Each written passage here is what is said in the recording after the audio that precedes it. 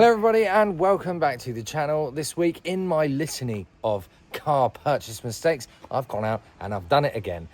I've wanted one of these cars for quite a few years and this one came on the market. It was cheap and I'll be honest, I snapped it up for 1,700 quid. I probably wasn't going to find a running one any better than this, but nonetheless, I probably should have got one that didn't run because the state of this is absolutely awful. It's been sitting in a garage for 25 years and now I own it. It's my Rolls-Royce Silver Spirit and yeah, it is very safe to say this car has been long forgotten about and unloved. In case you wondered what 25 years of neglect does to a Rolls-Royce, it's that.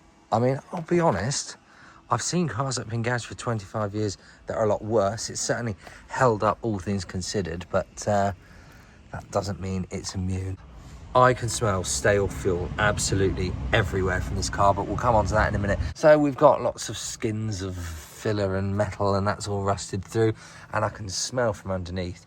It stinks of stale fuel, but it's still got its nice touches there. We've got the Rolls-Royce centre caps, of course, and the front arches haven't fared so badly, but the paintwork's gone. It's definitely going to need a repaint. I love these as well. Look, the bristles for the wipers. Why were they not just an actual blade? Is that meant to brush it more softly or something? I don't know. Spirit of Ecstasy. Didn't realise that they had the fold away thing in this era. I thought that was just on the new ones, but yeah, they all do that apparently. And yeah, I mean, even if I have to break it up, that grill's worth a few hundred quid. Admittedly, don't really want to break it up. Not what I'm here to do, but might have bitten off more than I can chew. Now look, someone's marked this up. I don't know why you'd mark this up because it's quite obvious. You need to just cut the whole lot off and start again. No, this is open, so I guess the fuel must be 25 years old. Ugh. Yeah, that's definitely out of date fuel. That stinks. Let's have a look in the boot. Oh, it's a shame to see, you know, obviously this is a prestige car, the finest car out of England, and it's been left to look like this. You can see daylight through there. Look, oh God, this reminds me of my bloody Mazda. That's just not really attached, is it? Obviously jump pack there because we've got, you know, you get very shallow boots in these. It's not, you know, I don't know. I guess that's the fuel tank in there. This does have a 6.8 litre engine, so it's by no means a slouch, but also very, very expensive to run. There's its front plate, look. But again, getting the number plates right is the least of this car's worries. Let's go and have a look inside. What's that there? Battery switch. Stop engine before operating. Is that a... Oh, do you know what I've just noticed in there? There's a sphere. This is an LHM car, isn't it? Like a Citroen. I forgot about that. Unfortunately, I don't think it's going to drive well enough for me to put that system into use. But that is, of course, the greatest feature ever put on a car. Does it bounce up and down like one, though? I mean, that doesn't feel at all like a Citroen to me, especially not one that would have been around in the 80s, and it doesn't sink. So, if there's someone that wants to enlighten me a bit more about how Rolls-Royce used this system, because obviously it was licensed off Citroen, and I don't think you can adjust the height. In fact, I know I said we'll go in the engine, but let's have in the interior, but let's have a look in here. Has it got... No, I don't see any front spheres. That looks like... Why would they not have done spheres on the back? Oh yeah, so it's just got spheres on the back, like a traction avant. But I wonder if that means it rises up. I want to do some citrobics on this now. But obviously, as I was saying, should have been talking about, you've got this massive 6 litre lump in there. Now, is this... Well, you'd know that's just water. I wonder where you'd fill up the fluid. This, as I said, my first Rolls-Royce. I don't know particularly anything about these. Coolant's in there. Hydraulic mineral oil, there it is. Use, do you know what's funny? Why is all of this here? None of it's in English. Fill a cap for moving hydraulic mineral oil. Oh God, they really make a big deal of this, don't they? Right, okay. I mean, I can't see much, but it also looks like it has 2 LHM tanks. I don't know why. It's surely not got one for each sphere. Has it got other hydraulic parts to it, perhaps? Maybe engine mounts? Oh, well, no, that's a Lexus. I really want to know what that's for, because, yes, I did know that they use that. Didn't know why. Engine all there. This car, as I said, absolutely stinks of disgusting, out-of-date fuel. Look at all the HT leads there. I mean, as I said, it runs, so there's definitely some value in the fact that the engine works. But everything on it, like this pipe, it's all rather degraded and naff. The windscreen is broken, it's got a nasty crack up there, so that would have to be replaced. But I believe that all the electrics, like these mirrors and the electric seats, work. So let's go and have a look in there. Oh, I nearly forgot. Let's have a look under here and see what the state of the car is like underneath. Oh no, oh God, that just confuses me further. That's got springs there as well as spheres. So why would it do that? It's crusty underneath. Not completely gone through, because obviously it was garaged, but yeah, it's definitely in need of a bit of love. Sorry, we're going to go upside down now, guys. I just had a new fuel pump, which surprises me, because that would imply it's been recently used. But oh yes, a bit crusty up there. Don't imagine the other side is going to be much different either. Right, let's go and have a look inside now. Okay, so we have got a ripped seat. Obviously, this is all to be expected for leather that hasn't been cared for this long. But how could I possibly forget?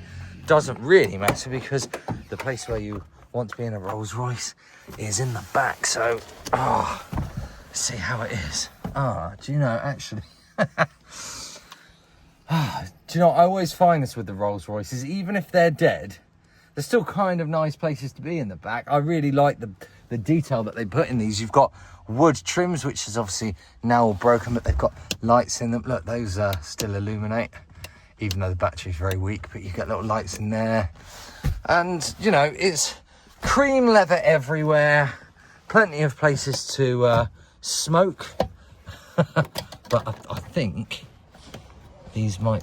No, the ignition's not on. We'll try that in a minute. I think that these all roughly still work. You've got...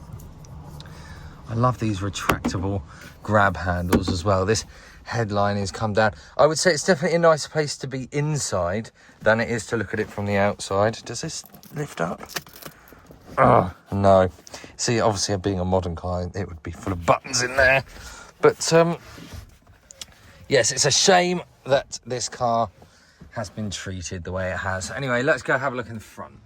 So there is a few bits of paperwork here. Let's take a look at these. Is this a sales receipt paid in full?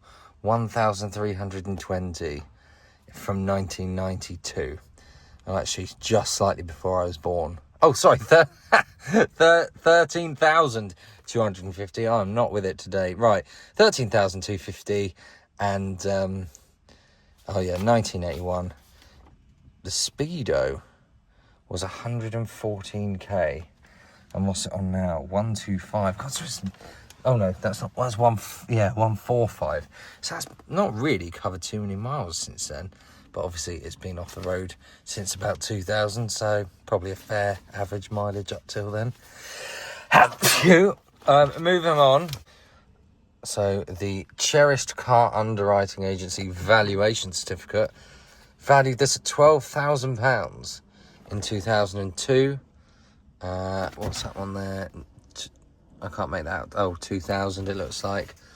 And what was the value then? 15,000. Oh, okay, so gradually watching the value go down. That's all worn off, so I can't tell. Mileage really hadn't changed. It looks like it did a big whack of mileage between 1992 when it was sold, and then it sort of stayed around. In fact, was it moving at all? Yeah, only very slightly. We've got some boring bits there that no one cares about, like tax. Moving on, boring.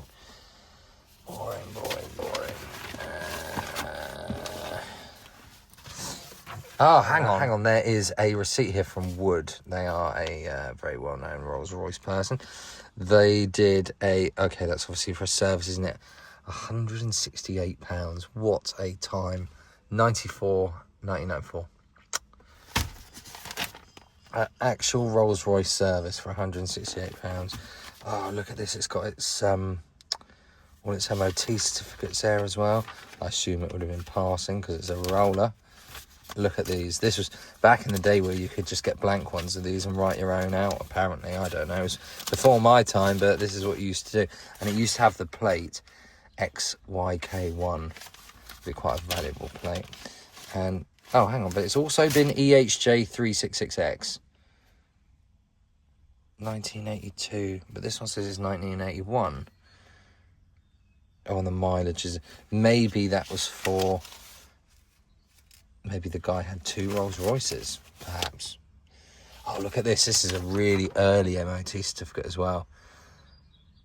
1981. So when was this one done? What's the date? I can't find it. Where is it? There it is. 1993. So it's always, 10 years, had 100,000 miles on it. That's a lot to put on a Rolls-Royce. People don't usually do such massive mileages on cars like this, but this one seems like it was certainly given a good run. I think that's pretty much everything I can show you about the paperwork. So let's start the car up and see just how terrible it is. What the hell is that? The speakers are playing some sort of thudding. Can we tune that out? Weird. Let's try it again, see if it does it again. Who knows? Anyway, right, let's give it a go. Let's start the old girl up and see if all of that stale fuel smell is a leak that's going to burn the driveway. Here we go. Oh, no. No, it's not going. So I've got a jump pack in the back, and I think I'm going to have to give it another go on the jump pack. The charger is on, so let's see how this goes. Oh! Oh, what a sweet sound of a blown exhaust. Oh, and this car is so loud. Listen to that. She is not happy at all. Definitely needs some kind of oil, I think. What, outside temperature? 32 degrees. Wow, okay, this is noisy. Do these work? These are the... Oh, well, that's something, I guess, and that side goes too.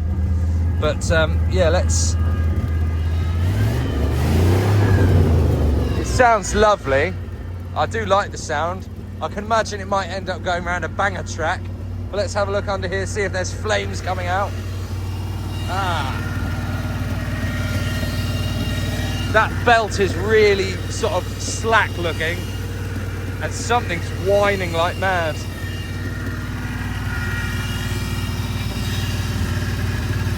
Look at how much play there is. That's really, really bad.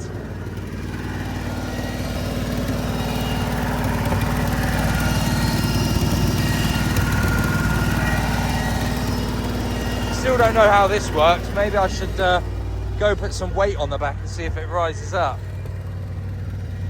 Will it? No, God knows what the purpose is, but the thing is, after 25 years, those spheres are probably buggered anyway. But let's, I like the sound. I might just go do that again, actually.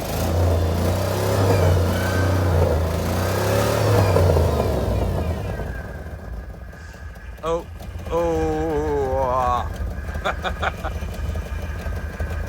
I mean, I don't know if that's just quieting down the idle or if I've broken it. That's definitely got an exhaust. Okay, peace and quiet at last. It's definitely got an exhaust blow, hasn't it? Sounds like it's probably on the manifold, although I would imagine it's probably on many manifolds and different gaps, and anywhere it could go. Oh, there's some fire coming out. What's that? Oh no, that's the radiator. See, that's got very warm very quickly, and in fact, look, you can see it's dropped some water down. Oh, I don't know. I honestly don't know if this is going to end up around the track. I don't think I could do it. I might move it on and it might go around the track, but I certainly wouldn't send it there. Smack Group. Not really heard of Smack Group, but look, I love this. The Rolls-Royces have a nice little plate in there. But anyway, we've seen it start up. We've seen it die. Has it got another start in it? No, it's had enough. Just noticed down here as well, lovely fuses. Not the first time I've had a car like this. That fuse there is just covered in wire. Obviously it keeps blowing its fuses, and someone has just bodged it by doing that. Very dangerous. Don't know what that could be hiding. There's a Yale lock on there. Oh, hang on. That's nice. You know, a Rolls-Royce is still a Rolls-Royce. I love these metal vents, and they've got proper hinges on everything, and they are built nicely.